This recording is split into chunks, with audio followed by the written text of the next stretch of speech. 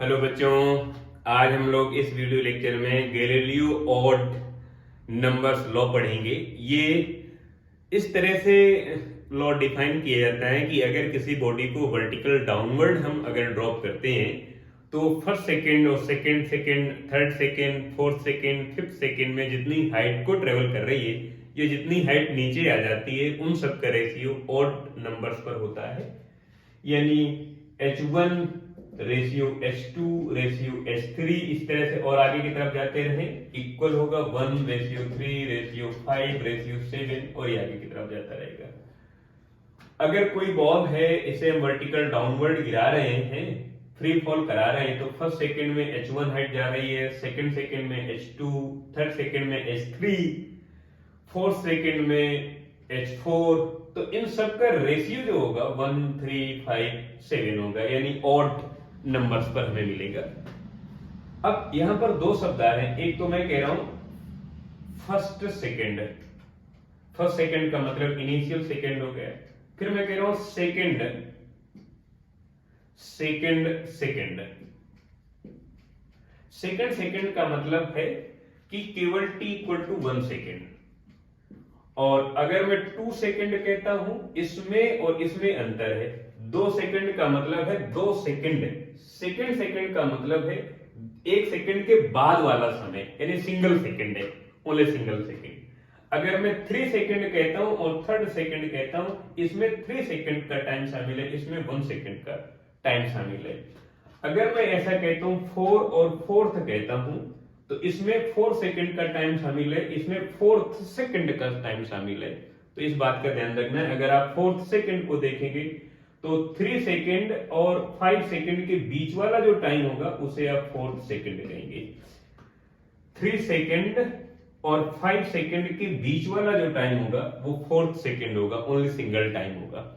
अब हम इसे कैलकुलेट करते हैं, गैलीलियो ऑड नंबर्स लॉ समझते हैं और इसे प्रूव करते हैं।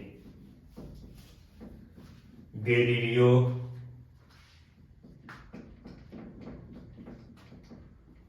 ऑड नंबर्स लॉ इसे कैलकुलेट करते हैं। और कैलकुलेट करने के लिए हमारे पास वो जगह हो गई जहां से हम किसी भी बॉल को ड्रॉप आउट कराएंगे। ये जगह होगी ये इस तरह से, और ये हमारे पास वो जगह हो गई। इसकी टोटल जो हाइट है वो हम h कंसीडर कर लेते हैं, और यहां से किसी बॉल को हम ड्रॉप आउट कराने वाले हैं। यहां पर एक लड़का है और ये लड़का किसी बॉल को ड्रॉप कराएगा, और ये बॉल वर्टिकल डाउनवर्ड आएगी और फाइनली ये ग्राउंड में जाएगी।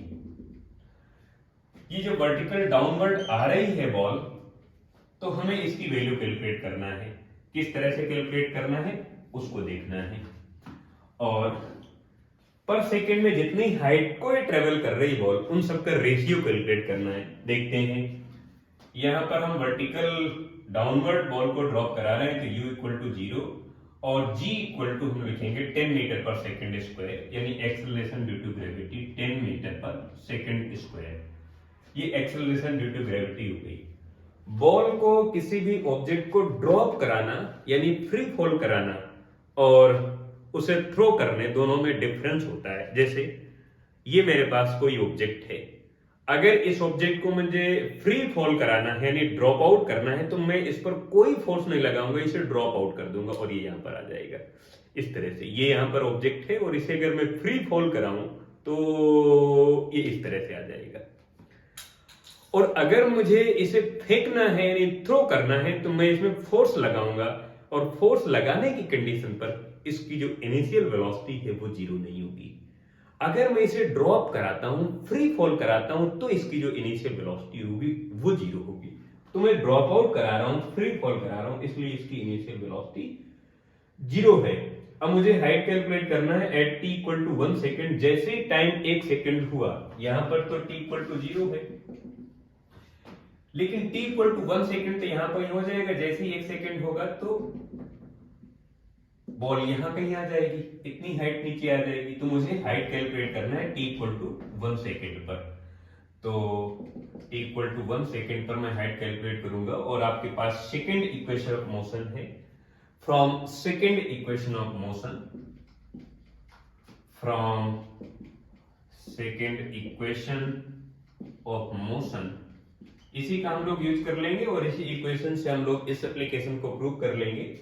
तो ये है h equal to u t plus half g t square and t equal to 1 put up करना है तो ये हाइट हो जाएगी h1 और u की वैल्यू 0, t इक्वल टू 1 तो ये पूरा इतना टर्म 0 हो जाएगा, 0 प्लस हाफ g की जगह 10, t की जगह 1, 1 का स्क्वायर 1 और कैलकुलेट करेंगे तो 5 आ जाएगा, यानी h1 इक्वल टू 5 मीटर आ गया है। यानी जैसे ही टाइम 1 सेकंड हुआ यहां पर तो t इक्वल टू 0 है, t इक्वल टू 1 सेकंड यहां पर होगा तो 1 सेकंड में बॉल यहां से यहां पर आ जाएगी और ये 5 मीटर हो जाएगा। फिर इसके बाद 2 सेकंड में कई बॉल यहां पर आ जाएगी, 3 सेकंड में बॉल यहां पर आ जाएगी। अब कैलकुलेट करते हैं t इक्वल टू सेकंड।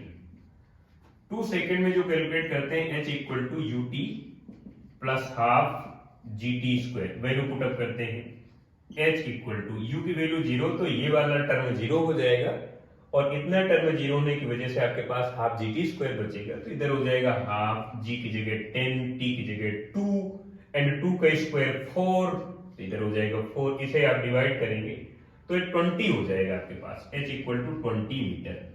अब 2 सेकंड में यहां तक आ गया यानी इतना आ गया 20 मीटर, क्योंकि फर्स्ट सेकंड में 5 मीटर तो पहले ही आ गया था, 2 सेकंड में 20 आ गए यानी सेकंड में दूसरे सेकंड में केवल 15 मीटर आ पाया है तो ये हो गया h2 इक्वल टू 15 मीटर।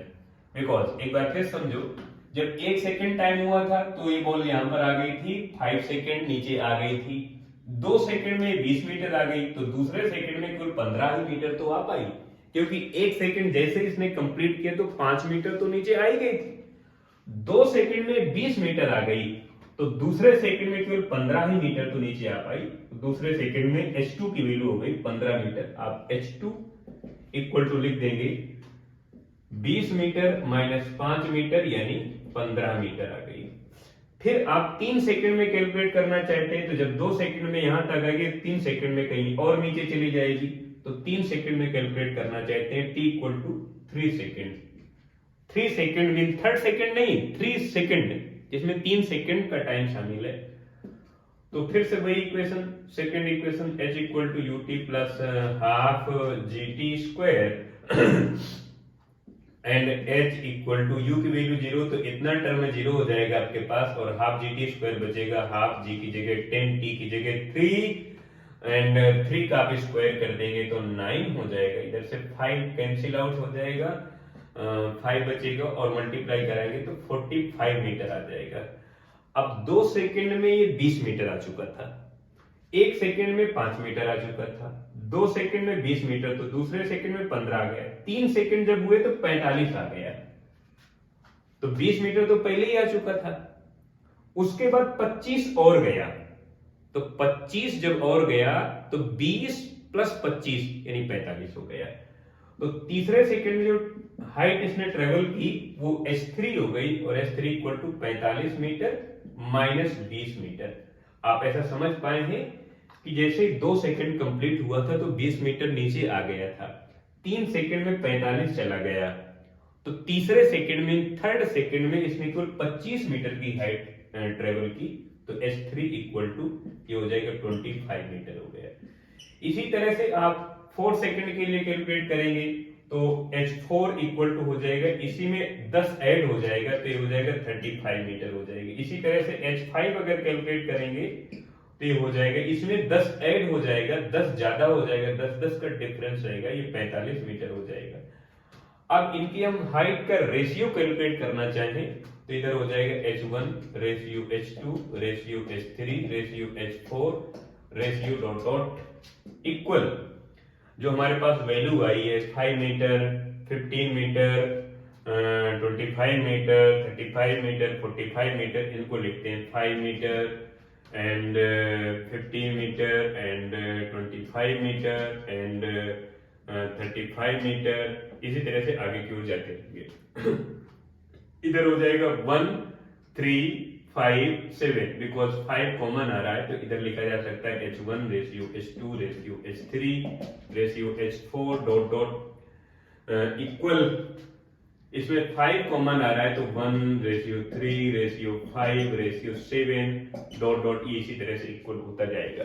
तो ये हमारे पास प्रूवमेंट है कि गैलीलियो के और डिजिट का जो लॉ है उसमें अगर किसी बॉडी को अगर हम फ्री फॉल कराते हैं तो वो बॉल पर सेकंड जिस हाइट को ट्रेवल कर रही है उस हाइट का रेशियो और डिजिट में होगा, और डिजिट में होगा। इसे कहते हैं गैलीलियो का ऑड डिजिट लॉ या ऑड नंबर्स लॉ।